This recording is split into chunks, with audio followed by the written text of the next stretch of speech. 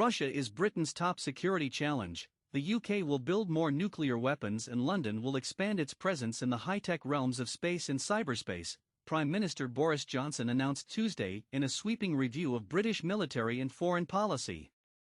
To accomplish its goals, the British government wants to increase defence spending by £24 billion, $33.3 billion, over the next 4 years, a large increase on the £42.2 billion it spent in 2019 to 2020.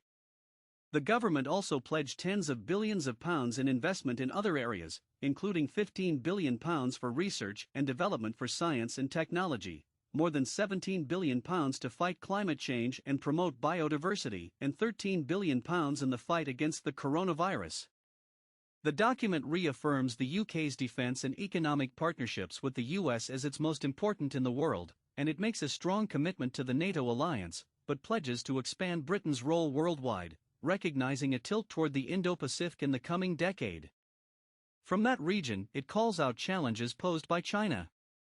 China's increasing power and international assertiveness is likely to be the most significant geopolitical factor of the 2020s, the review says, describing Beijing as the biggest state-based threat to the UK's economic security. But it also says London needs to work with Beijing on issues like climate change. The 116-page report, titled Global Britain in a Competitive Age, reserves its most significant criticisms for Russia. Russia will remain the most acute direct threat to the UK, it says at one point. Russia is the most acute threat in the region, and we will work with NATO allies to ensure a united Western response, combining military, intelligence and diplomatic efforts, it says in another, pledging to work within the alliance to deter nuclear, conventional and hybrid threats to our security, particularly from Russia.